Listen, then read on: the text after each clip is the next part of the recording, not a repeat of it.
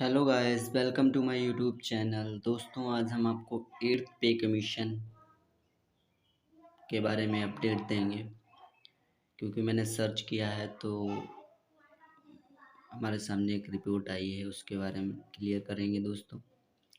तो सबसे पहले बता दें, 8th पे कमीशन 1 जनवरी 2026 इम्प्लीमेशन डेट है और 8th पे कमीशन का ओवरव्यू बता रहे हैं हम।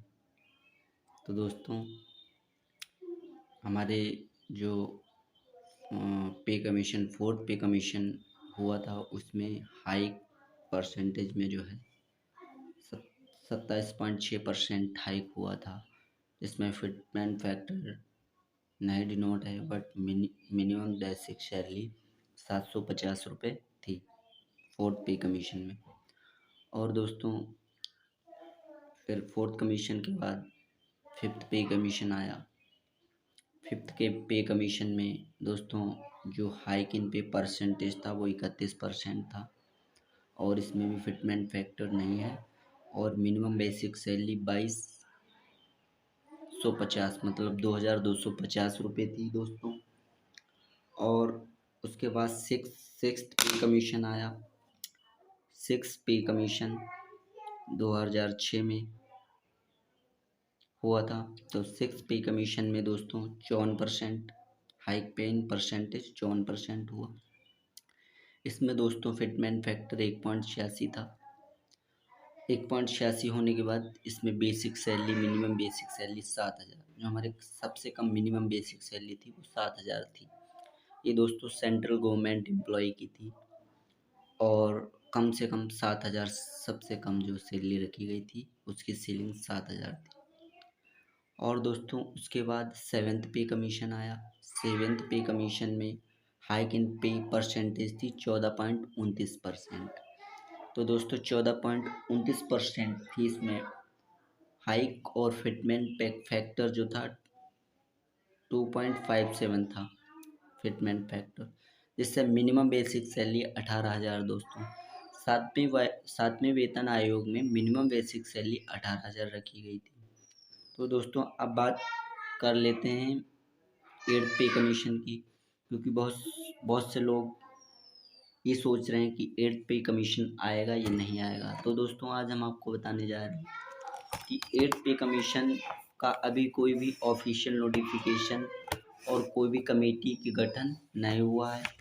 और जब क्वेश्चन पूछा गया था फाइनल पार्लियामेंट में, तो भी 7th पे कमीशन के लिए, 8th पे कमीशन के लिए स्पष्ट उसका जो आया था कि 8th पे कमीशन अभी हमारे पास कोई भी रिपोर्ट विचाराधीन नहीं है। मतलब स्पष्ट मना कर दिया था कि 8th पे कमीशन का कोई भी अभी इम्प्लीमेशन या कोई भी कमेटी की गठन कुछ भी नहीं हुआ है। 8th पे कमीशन पर अभी कोई भी चर्चा नहीं। तो दोस्तों, बता दें, जब 2016 में फिटमेंट 16 में जो 7th पे कमीशन का जो हुआ था, जो 17 में लागू हुआ था, तो दोस्तों उसमें acquired formula, doctor acquired formula की बात हुई थी।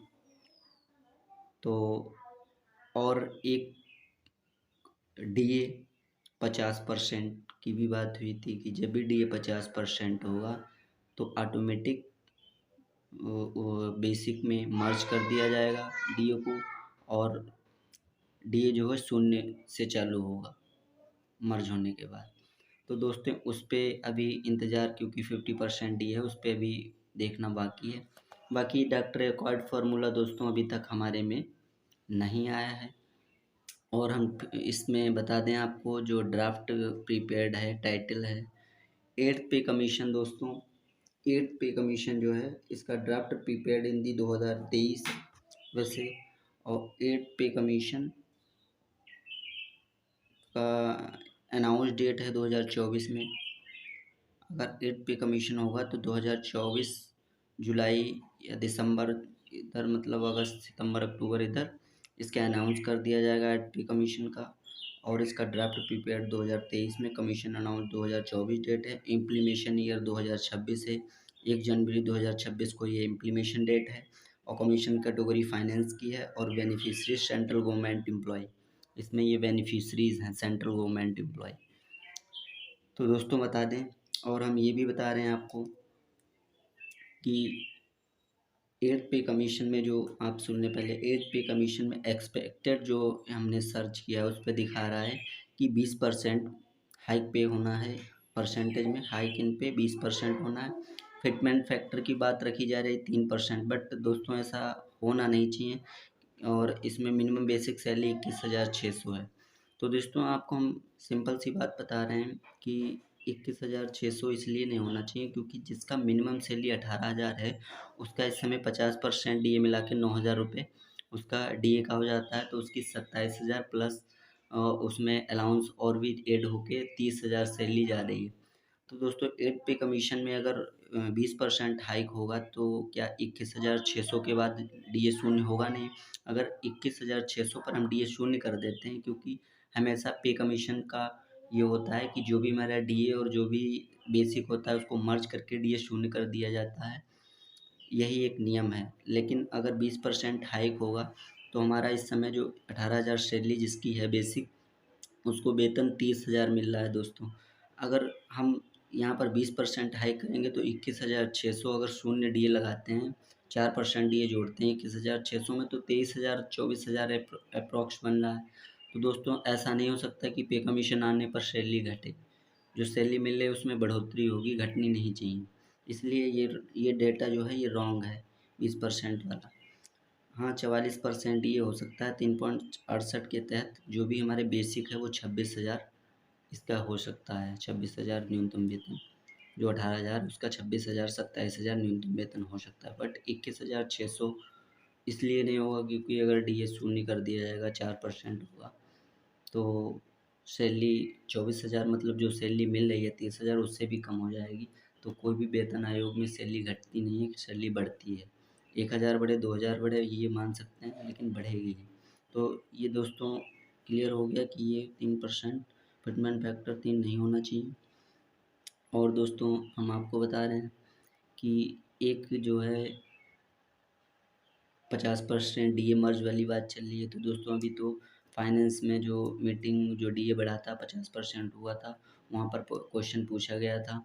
तो वहाँ पर यही जवाब दिया गया कि अभी ऐसा कोई डीए मर्ज का वो नहीं है।